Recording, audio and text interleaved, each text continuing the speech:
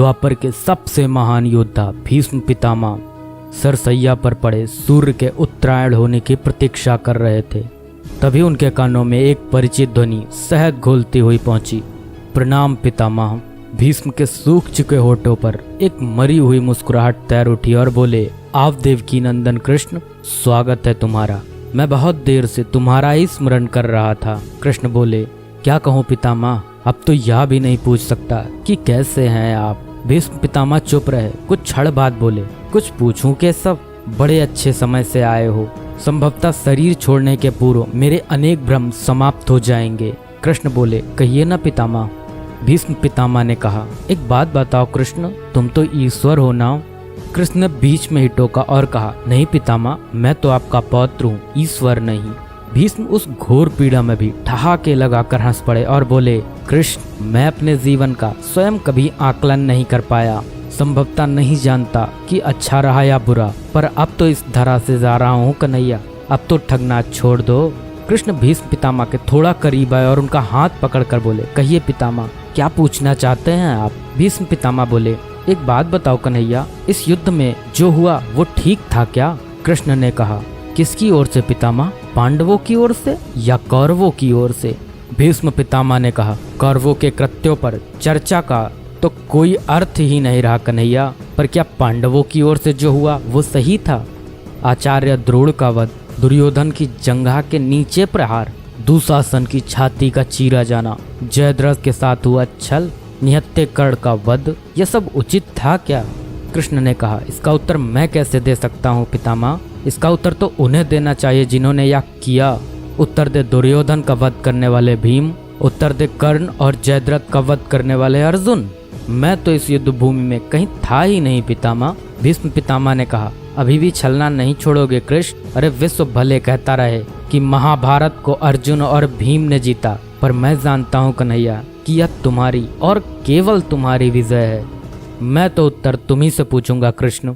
भीष्म पितामह के इतना कहते ही कृष्ण थोड़ा गंभीर स्वर में बोले, तो सुनिए पितामह, कुछ बुरा नहीं हुआ, कुछ अनैतिक नहीं हुआ, वही हुआ जो होना चाहिए। भीष्म पितामह ने कहा, या तुम कह रहे हो केशव, मर्यादा पुरुषोत्तम राम का अवतार कृष्ण कह रहा है। यह छल तो किसी युग में हमारे सनातन संस्कारों का अंग नहीं रहा, फिर यह उचित कैसे हुआ। कृष्ण ने कहा, इतिहास से शिक्षा ली जाती है पितामह, पर निर्णय वर्तमान की परिस्थितियों के आधार पर लेना पड़ता है।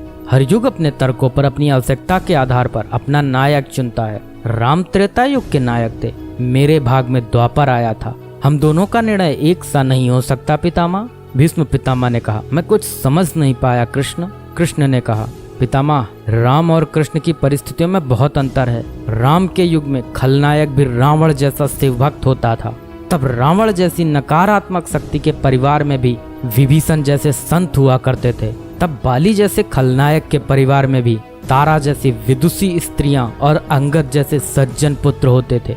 उस युग में खलनायक भी धर्म का ज्ञान रखता था, इसलिए राम ने उनके साथ कहीं छल नहीं किया।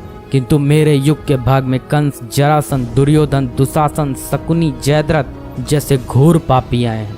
उनकी समाप्ति के लिए हर छल उचित है पितामह। पाप का अंत आवश्यक है पितामह, वह चाहे जिस विधि से हो। भीष्म पितामह ने पुनः प्रश्न किया, तो क्या तुम्हारे इन निर्णयों से गलत परंपराएं नहीं प्रारंभ होंगी केशव। क्या भविष्य तुम्हारे इन छलों का अनुसरण नहीं करेगा, और यदि करेगा तो क्या यह उचित होगा। कृष्ण ने कहा, भविष्य तो इससे भी अधिक नकारात्मक आ रहा है पितामह। कलयुग में तो इतने से भी काम नहीं चलेगा, वहाँ मनुष्य को कृष्ण से भी अधिक कठोर होना होगा, नहीं तो धर्म समाप्त हो जाएगा। जब क्रूर और अनैतिक शक्तियाँ सत्य एवं धर्म का समूल नाश करने के लिए आक्रमण कर रही हों, तो नैतिकता अर्थहीन हो जाती है पितामह। तब महत्वपूर्ण होती है विजय, केवल विजय। भविष्य को यह सीखना ही होगा पितामह। भीष्म पितामह ने पूछा, क्या धर्म का भी नाश हो सकता है केशव, और यदि धर्म का नाश होना ही है तो क्या मनुष्य इसे रोक सकता है। कृष्ण ने कहा, सब कुछ ईश्वर के भरोसे छोड़कर बैठना मूर्खता होती है पितामह। ईश्वर स्वयं कुछ नहीं करता, केवल मार्गदर्शन करता है। सब मनुष्य को ही स्वयं करना पड़ता है। आप मुझे भी ईश्वर कहते हैं ना, तो बताइए ना पितामह, मैंने स्वयं इस युद्ध में कुछ किया क्या। सब पांडवों को ही करना पड़ा ना, यही प्रकृति का संविधान है। युद्ध के प्रथम दिन यही तो कहा था मैंने अर्जुन से, यही परम सत्य है। कृष्ण की बातों को सुनकर भीष्म पितामह संतुष्ट लग रहे थे। उनकी आंखें धीरे धीरे बंद होने लगी। उन्होंने कहा, चलो कृष्ण, यह इस पृथ्वी पर अंतिम रात्रि है, कल संभवतः चले जाना होगा। अपने इस अभागे भक्त पर कृपा करना कृष्ण। कृष्ण ने मन में ही कुछ कहा और भीष्म को प्रणाम कर लौट चले। पर युद्ध भूमि के उस डरावने अंधकार में भविष्य को जीवन का सबसे बड़ा सूत्र मिल चुका था। जब अनैतिक और क्रूर शक्तियां सत्य और धर्म का विनाश करने के लिए आक्रमण कर रही हों, तो नैतिकता का पाठ आत्मघाती होता है। ईश्वर कुछ भी नहीं करते, ईश्वर सिर्फ राह दिखाते हैं। सब कुछ हमें ही करना पड़ता है और ईश्वर के भरोसे हाथ पर हाथ रख के बैठे रहना मूर्खता होती है।